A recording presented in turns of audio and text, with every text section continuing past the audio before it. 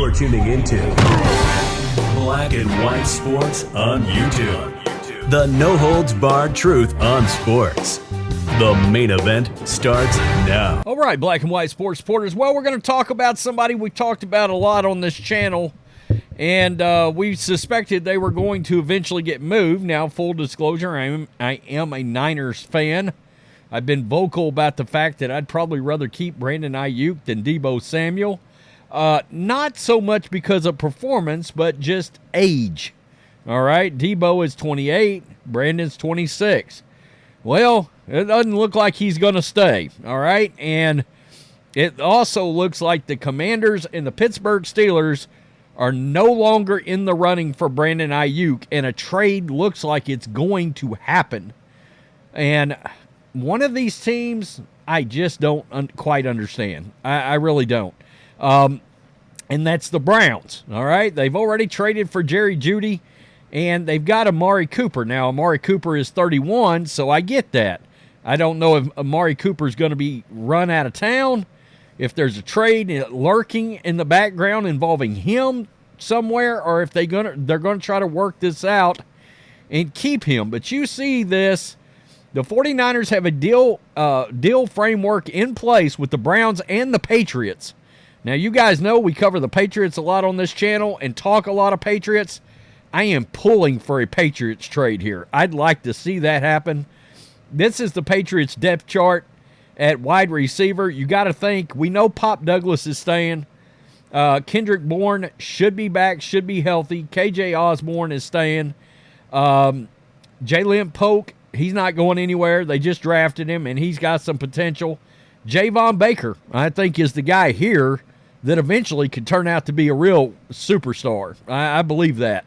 Had some issues in college, but he certainly flashed. They both have flashed, honestly. And the rest of these guys, Juju, Tyquan Thornton, Jalen Ray, I think they're all subject to be in the unemployment line or on a different team or on a different somebody might end up on the practice squad. I don't know. But here's what you're working with, right? Brandon Aiyuk, 75 catches, 1342, 7 TDs last year, just for a little context. Deebo, 892 yards, 60 catches, 7 TDs. But, of course, he had something in the running game, 225 rushing yards, 5 TDs. Now, I do tend to believe that Deebo's maybe the slightly better overall weapon because of the rushing aspect. But, again, you've got the age factor, 26 versus 28. And in the NFL, that's a big deal. Now, this is PFF's grades right here, okay? They've got Brandon Aiyuk is literally graded out as the second best wide receiver in all of the National Football League. Now, I don't know that I necessarily agree with that, but do I have him in the top, let's say 15, 12, 10? Probably. And I understand why a team particularly like the Patriots that need a number one wideout, why they're all up in this. I get that. So now officially the Browns and the Patriots are on Brandon Aiyuk watch. It looks like it's going to be one of these two teams.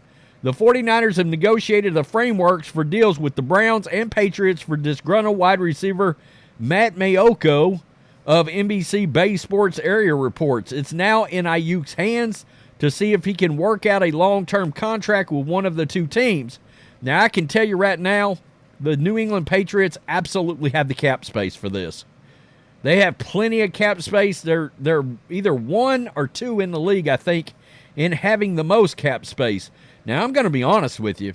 A team that I think should be in on this that isn't, the Carolina Panthers. What are they doing? I mean, their wide receiver situation is arguably worse than the Patriots, even though I think the Patriots probably are. They're 1 and 2 as the two worst wide receiver situations. But why they're not all up in this, I have no idea. The 49ers have given the Browns, Patriots, Commanders, and Steelers permission to negotiate with Aiyuk's agent, Mayoko reports. The Commanders have removed themselves from the trade talks, so they're out. And the Steelers declined to meet the 49ers trade demands. They're out. So the Steelers and the Commanders are out of this market. And it looked like the Steelers was the number one contender for a long time.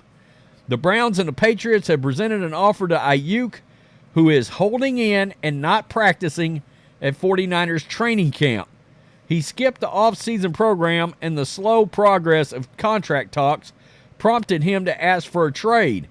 Aiyuk is scheduled to make $14.124 million in the fifth year of its option, but wants market value, with 21 receivers now averaging over $20 million. And of course, Tyreek just got extended.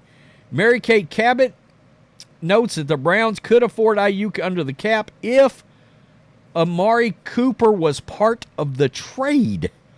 Wow. So I don't know if that's going to be more attractive to the Niners. Do you want Cooper? And I like Amari Cooper, but he's 31 years old. All right? I think in a perfect world, a lot of Cowboys fans would like to see him back with Dak. But, man, the Browns, the other thing that's odd with the Browns is, boy, they're mortgaging a lot, banking on Deshaun Watson. I had a Deshaun Watson video lined up yesterday, and I actually chose not to shoot it, but you're getting a lot more people. Mike Golick, Trey Wingo, Chris Sims, they're all coming out now and saying, are we really sure Deshaun Watson's ever going to be anything ever again?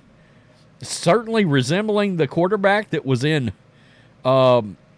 Houston. You don't know that, all right? And, you know, I got to tell you, the NFL's an odd place.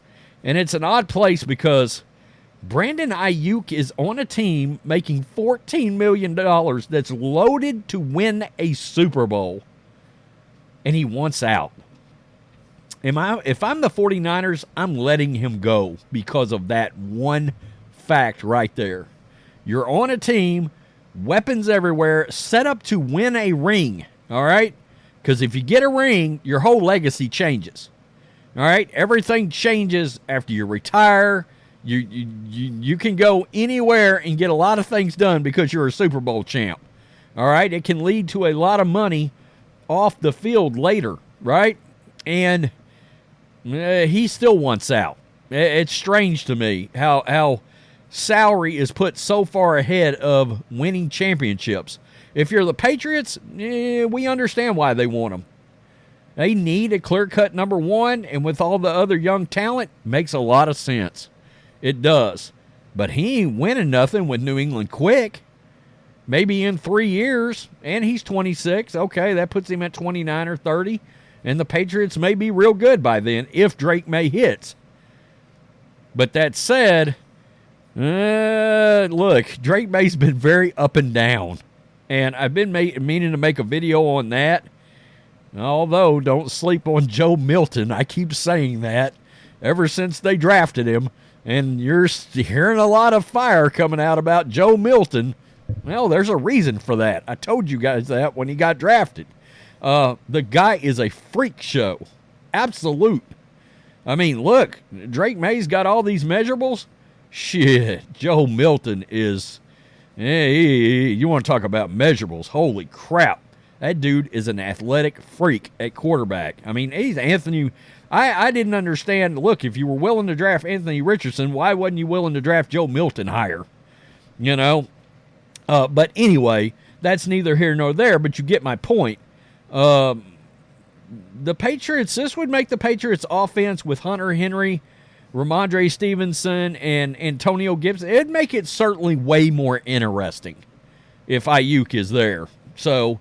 that said, we don't know what the hell Gerard Mayo is. I don't love that hire, and you guys know that. Sorry, Steelers. Yeah, it's a no-go there. Tell me what you think. Peace. I'm out. Till next time. Thanks for watching the show. Be sure to like, comment, and subscribe. Be sure to tune in next time on Black and White Sports.